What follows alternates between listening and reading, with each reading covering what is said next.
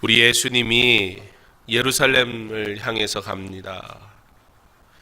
예수님이 예루살렘 가시기 위해 감람산에 도착하시는데요. 이 감람산은 예루살렘의 한눈에 다 보이는 그런 곳이었습니다.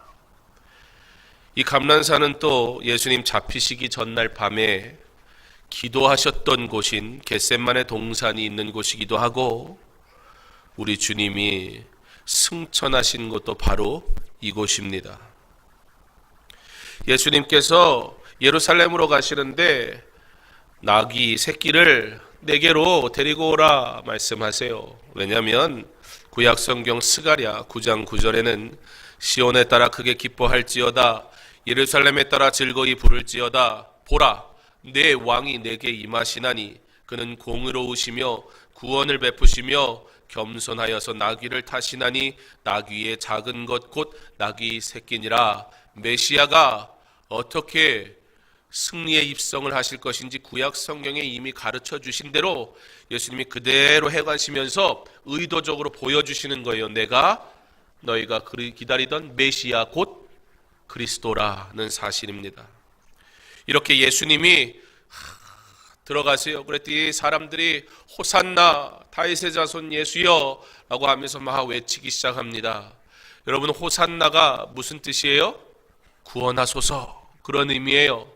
예수님이 오시는데요, 사람들이 호산나 구원하소서 얘기해요. 이 뜻은 무슨 뜻이에요? 사람들도 스스로 지금 예수님은 우리가 기다리시던 메시아입니다 라고 고백하면서 인정하고 있다는 것입니다. 그런데 문제가 있었어요. 사람들은 예수님이 이제는 옛날 다윗 왕과 같이 다시 우리나라가 부강해지고 엄청난 힘을 가지고 있고, 다윗 왕 때는요 이스라엘의 역사상 다윗 왕 때 가장 넓은 영토를 가지고 있었어요. 다윗 왕 그러면 사람들이 벌벌 떨 정도로요 능력 있는 왕이었어요. 메시아가 오시면 다시 다윗 왕 때의 영광이 회복되겠구나 그러면서 예수님을 막 맞이하는데, 예수님이 가시는 그 길은 사람들의 기대와는 다른 길이었어요. 왜냐하면 예수님은 하나님께서 이 땅에 보내실 때 이미 우리를 위한 구원, 그 십자가의 길을 위해 보내셨기에 사람들의 환호나 사람들의 환영과 기대와는 아무 상관없이 예수님은 하나님 말씀에 순종하시는 것이었어요. 그것은 십자가 지시는 것이었어요. 우리의 구원을 위해서. 사람들이 실망한 거예요. 뭐야, 예수님 멋있게 오실 줄 알았는데 실제 예수님은 기적도 베푸시고 죽은 자도 살리시고, 예수님은 능력이 많은 분이신데 귀신도 쫓아내시고 말씀으로 모든 것을 이루시는 분인데, 아니 그 예수님은 온데간데 없고 사람들 앞에 너무나 연약한 모습을 보여주니까 사람들이 우리가 기다리던 메시아는 이런 메시아가 아니야. 자기들 입으로 호산나 호산나 외쳐놓고 자기 입맛에 안 맞으니까 필요 없다고 얘기합니다. 그런데 여러분, 우리가 기억해야 될 게 있어요. 우리의 뜻대로 이루어지지 않는다고 해서 하나님의 뜻이 이루어지지 않는 게 아니에요. 우리가 계획하고 우리가 기대한 대로 이루어지지 않는다고 해서 하나님이 우리의 아픔을 모르시거나 우리의 슬픔을 외면하시거나 문제를 해결하지 못하시는 것이 아니에요. 오히려 우리의 계획과는 상관없이 하나님은 더 놀랍게 하나님의 일을 이루시는 분이십니다. 우리 예수님이 제자들에게 떡을 떼주시고 잔을 주시면서 너희가 이 일에 참여해라. 너희가 기대하고 이 세상에서 어떻게 하면 잘 살까, 네가 꿈꾸는 메시아를 기다리지 말고 하나님이 예비하신 구원의 메시아를 너희들이 기대해라. 그리고 너희들이 이 십자가의 길을 함께 따라가라. 제자들에게 명령하세요. 오늘 성찬식을 할 거예요. 성찬식은 세례 받은 사람만, 유아 세례 받았어도 입교하지 않았으면 우리 다음 주에 입교하는 친구들 있죠? 그 친구들은 다음 주 입교기 때문에 나는 입교 교육 다 받았으니까 그리고 낼름 먹으면 안 돼요? 지난번에 보니까 누가 앞자리에서 우리 장로님이 예식을 다 거행하시는데 나도 주세요 막 이러는데, 그렇게 장난하는 시간 아니에요. 절대 그러면 안 돼요. 우리가 이것을 하는 것은 우리 예수님이 우리를 위해 십자가에 지시고 피 흘리심을 우리가 나를 기념하라 말씀하셨기 때문에 우리가 거룩하게 경건하게 참여하는 거예요. 주의 은혜를 감사하면서. 오늘 예수님은요, 그렇게 사람들의 기대와는 상관없이 하나님의 뜻에 순종하시고 하나님은 그 순종을 통해 놀라운 구원의 은혜를 이루십니다.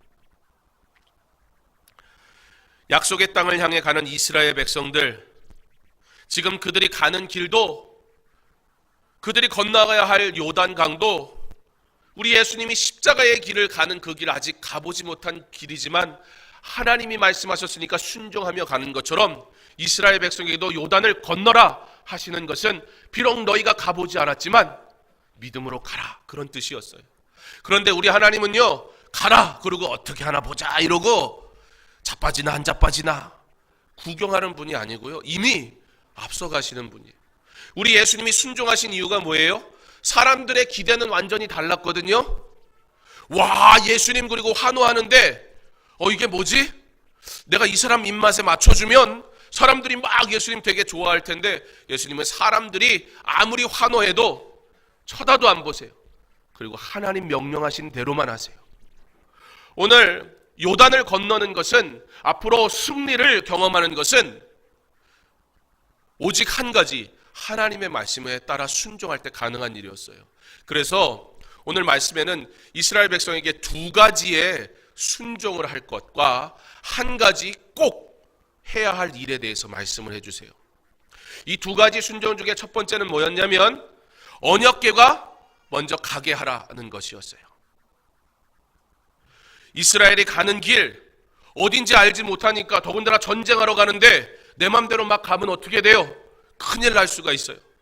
그래서 따라가야 할 장수가 필요해요. 근데 이스라엘에 따라갈 이는 누구였어요? 언약궤.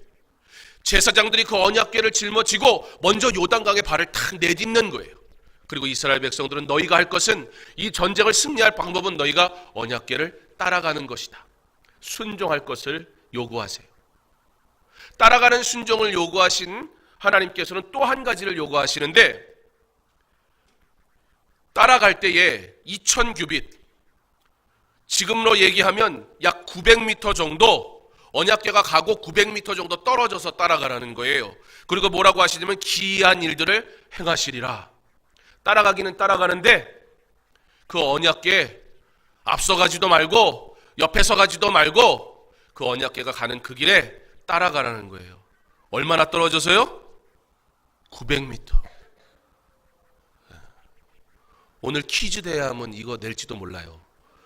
물론 내가 안 내니까 모르겠지만. 초등가족 오늘 퀴즈 대회 해요? 아, 그렇구나. 그럼 이건 안 내겠네, 그죠? 근데 낼지도 몰라요, 그죠? 나도 몰라요.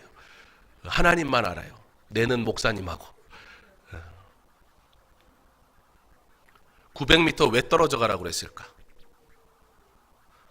하나님이 기이한 일들을 행하시리라 그러세요. 그게 무슨 뜻이에요? 보라는 거예요. 하나님이 어떻게 일하시는지. 우리는요, 예수님 따라가야지 그러면서 내가 막 조급하고 내가 안타깝고 답답하니까 예수님보다 막 앞서갈 때가 얼마나 많은지 몰라요. 예수님과 같이 간다고 해놓고서는 예수님을 내가 바라볼 준비가 돼 있어야 되는데 내 시선은 내 급한 것에 가 있고 예수님이 따라오는 줄 알아요. 함께 가는 줄 아는데 예수님 볼새 놓고 자꾸 내가 원하는 대로 가니까 언약궤를 쫓아가야 되는데 엉뚱한 대로 가는 거예요. 그래서 방향을 잃지 말라고 떨어져서 가라는 것과 동시에 보라는 거예요. 언약궤가 가는 곳마다 하나님께서 어떻게 요단강을 멈추시고 어떻게 하나님께서 승리하게 하시는지, 그래서 내가 잘나서 예수 잘 믿은 거야 소리 절대 못하게, 하나님이 승리하게 하셨어, 약속의 땅은 하나님이 우리에게 주신 거야 라고 고백할 수밖에 없게 900m 떨어져서 언약궤가 가는 곳마다 하나님이 어떤 기이한 일을 행하시는지 너희들이 봐라 라고 말씀하시는 거예요. 사랑하는 성도 여러분, 우리에게 주님이 요구하시는 것은 무엇입니까? 이 두 가지의 순종과 더불어서 한 가지 우리에게 요구하시는 것이 있는데 그것은 섬결하라는 것이었습니다. 주의 일을 할 때, 아이들을 가르칠 때, 믿음 생활을 할 때 우리가 해야 되는 것은 언약궤보다 앞서가는 것이 아니고 언약궤 옆에 있느라고 그 주님이 함께 있음에도 불구하고 주님 쳐다볼 간격이 없어서 여유가 없어서 내 마음이 조급해서 내 마음대로 가는 게 아니라 우리 주님이 가시는 길을 내가 볼 수 있는 간격을 두라는 거예요. 신앙생활 하면서 내 마음대로 하면 안 돼요. 내 급한 대로 하면 안 돼요. 주님을 바라볼 여유가 있어야 돼요. 고난주간 우리가 새벽을 깨우려 하고 40일 동안 하나님 일꾼을 세우는 일을 위해 기도하려고 해요. 우리가 뭘 보려고 하는 것이냐면 이 일이 사람의 일이 되지 않게, 무슨 대단한 직분 얻는 일이 되지 않게, 그러나 잠잠히 우리 주님이 가시는 길을 보면서 우리 주님이 원하시는 사람이 세워지기를, 우리 주님이 원하시는 일이 이루어지기를, 그것을 봐야 실족을 안 하고 그것을 봐야 실패를 안 해요.